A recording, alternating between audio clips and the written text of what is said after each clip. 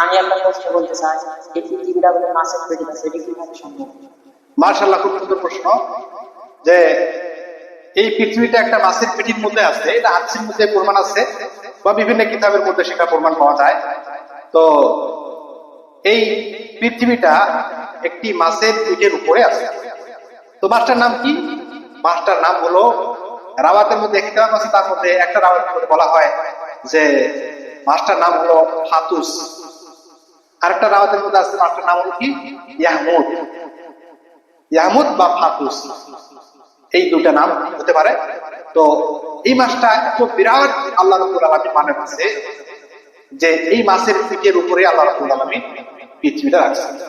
আর যখনই ওই মাছটা নড়াচড়া করে, তখনই আমরা মনে করি কি ভূমিকম্প হচ্ছে। ভূমিকম্প আকারে আমরা জানতে পারি ওই মাছটা যখন নড়াচড়া করে। তো আল্লাহু আলাম, আল্লাহ বেহেতর জানে এগুলো কি কোন দিন হচ্ছে? নাযিল হয়েছে। মাশাআল্লাহ, কোরআন শরীফ, এই পবিত্র আল কোরআনুল কারীম এই পৃথিবীর বুকে নাজিল হওয়ার যেটা সময় হলো, সেটা হলো মাহে রমাদান। যে আমাদের কাজ কিছুদিন আগে যে রমজান চলে গেল, এই মাহে রমজানের মধ্যে পবিত্র কালামুল্লাহ শরীফ নাজিল হয়েছে। সেটা ওই রাত্রের মধ্যে বরকতময় রাত্রে নাজিল করা হয়েছে, যেটাকে বলা হয় লাইলাতুল কদর, কদরের রাত। আর এই কদর রাতটা মাহে রমজান মোবারকের মধ্যে লুকিত আছে। এখন এই 30 দিনের মধ্যে কোন দিন লাইলাতুল কদর চলে যাবে এটা কেউ বলতে পারবে না। এই জন্য পবিত্র আল কোরআনুল কারীম এই মাহে রমজানের মধ্যে নাজিল হয়েছে, আর লাইলাতুল কদরের রাতে নাজিল হয়েছে। ঠিক আছে। আর একটা প্রশ্ন, সাজাদ বিন আমাদের ডাক্তার কবরে কি শাস্তি? হ্যাঁ, যারা বেনামাজি, যারা নামাজ পড়ে না, নামাজ থেকে অলসতা যারা, তাদের জন্য 15 প্রকার আযাব। তাদের জন্য কি? 15 প্রকার আযাব। প্রশ্ন হচ্ছে যে কবরের মধ্যে আমাদেরকে 3টা প্রশ্ন করা হবে। ওই 3টা প্রশ্নের যদি অ্যান্সার বা জবাব না দিতে পারি, তাহলে আমাদের জন্য ভয়ঙ্কর আযাব আছে। আর যদি আমরা 3টা প্রশ্নের আমরা জবাব দিতে পারি, তাহলে মাশাআল্লাহ আশা করা যায় আমাদের জন্য কবরটা আমাদের জান্নাতের টুকরা হবে। আর জবাব না দিতে পারলে ওই কবরটি আমাদের জন্য জাহান্নামের একটা কি হবে, টুকরা হবে। 3টা প্রশ্ন কি? ওই মুবাশশির এবং বশীর দুজন ফেরেশতা। কয়জন ফেরেশতা? 2জন ফেরেশতা, মুবাশশির এবং বশীর। এই 2জন ফেরেশতা শুধুমাত্র যারা মুমিন মুসলমান তাদের কবরের মধ্যেই আসে। আমরা শুনে থাকি যে মুনকির নেকির কবরের মধ্যে আসা, শুনি না আমরা? আসলে মুনকির নেকির শুধুমাত্র কাফের মুশরিকদের কবরের মধ্যে আসা, মুনকির এবং নাকির। আর মুসলমান ঈমানওয়ালাদের কবরের মধ্যে আসে মুবাশশির এবং বশীর। এই 2জন আসে প্রশ্ন করে, মানে রব্বুকা, বলা হবে যে তোমার রব কে?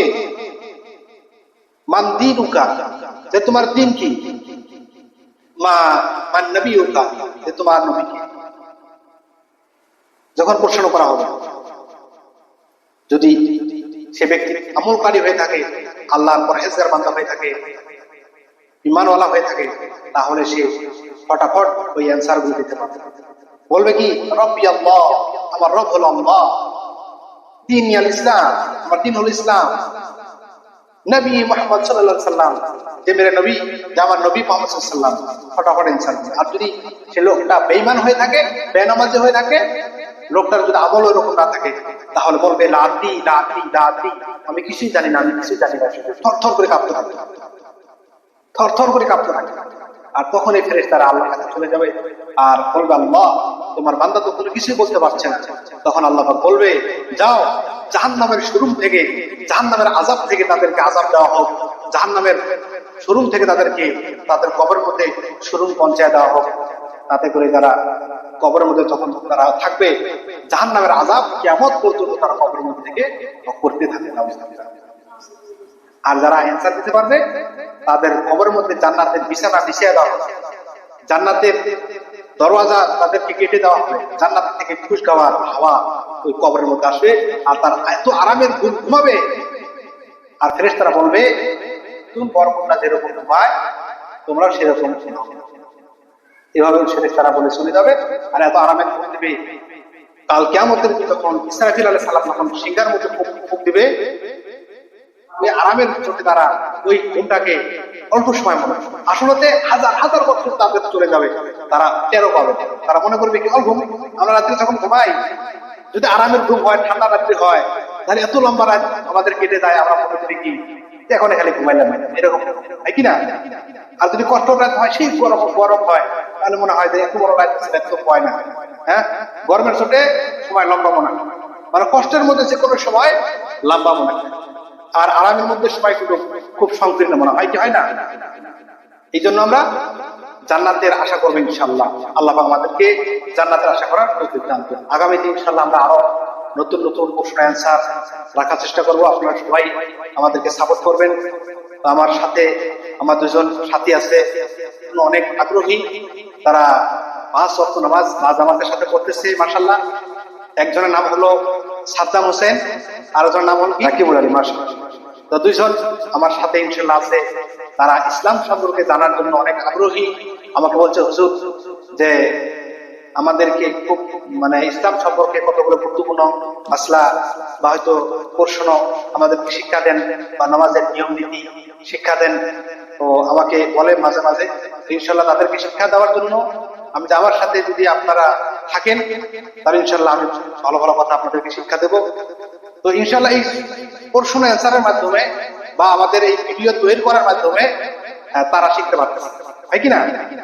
আমাদের ভিডিও রেডি হচ্ছে, আপনারাও দেখতে পারতেছেন, দর্শক বন্ধুগণ আপনারা সবাই দেখতে পারতেছেন, এবং তারাও শিখতে পারছেন।